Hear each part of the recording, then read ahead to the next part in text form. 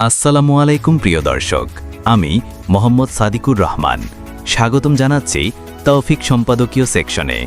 আজ আমরা আলোচনা করব একটি গুরুত্বপূর্ণ বিষয় নিয়ে, ডিজিটাল বাংলাদেশ আমাদের অর্জন নাকি চ্যালেঞ্জ। 2009 সালে যখন ডিজিটাল বাংলাদেশের স্বপ্ন দেখা শুরু হয়েছিল, তখন অনেকেই ভেবেছিলেন এটা কি সত্যিই সম্ভব। কিন্তু আজ 16 বছর পর আমরা দেখতে পাচ্ছি যে সেই স্বপ্ন অনেকটাই বাস্তবে রূপ নিয়েছে। আসুন প্রথমে দেখি আমাদের অর্জনগুলো। আজ আমরা ঘরে বসেই পাসপোর্টের আবেদন করতে পারছি, জমির খতিয়ান দেখতে পারছি, ইউনিয়ন ডিজিটাল সেন্টার থেকে শুরু করে সরকারি অফিস পর্যন্ত সব জায়গায় ডিজিটাল সেবা চালু হয়েছে।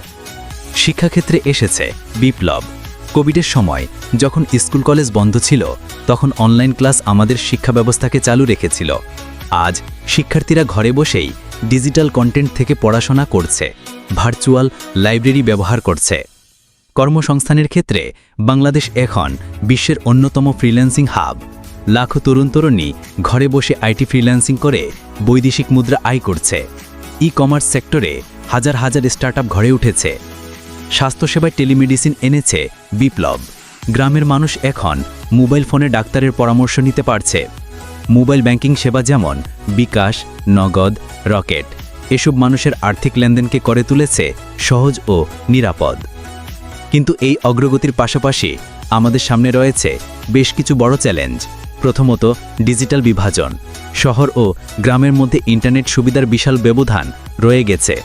অনেক গ্রামে এখনও ভালো নেটওয়ার্ক কভারেজ নেই। সাইবার নিরাপত্তা আজ বড় উদ্বেগের বিষয়। Hacking, phishing, social media account hack এসব ঘটনা দিন দিন বাড়ছে। সাধারণ মানুষ ডিজিটাল প্ল্যাটফর্মে নিজেকে নিরাপদ ভাবছে না।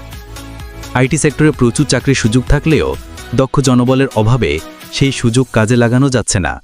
ফলে শিক্ষিত বেকারত্বের সমস্যা থেকেই যাচ্ছে। প্রযুক্তির অপব্যবহার, সাইবার বুলিং, ভুয়া খবর ছড়ানো এসব সামাজিক সমস্যাও বাড়ছে। তবে এসব চ্যালেঞ্জ মোকাবেলা করে আমাদের এগিয়ে যেতে হবে। প্রয়োজন সুনির্দিষ্ট পরিকল্পনা ও দৃঢ় পদক্ষেপ। সরকারি বেসরকারি সব পক্ষের সমন্বিত প্রচেষ্টায় আমরা এই চ্যালেঞ্জগুলো জয় করতে পারব। ডিজিটাল বাংলাদেশ আমাদের জন্য এক বিশাল অর্জন। শিক্ষা, স্বাস্থ্য, মোবাইল ব্যাংকিং, অনলাইন সেবা এবং ফ্রিল্যান্সিং খাতে এটি যুগান্তকারী পরিবর্তন এনেছে। ঘরে বসে পাসপোর্ট আবেদন, টাকা লেনদেন বা অনলাইন ক্লাস করা সম্ভব হচ্ছে। তবে এর পাশাপাশি বড় কিছু চ্যালেঞ্জও আছে।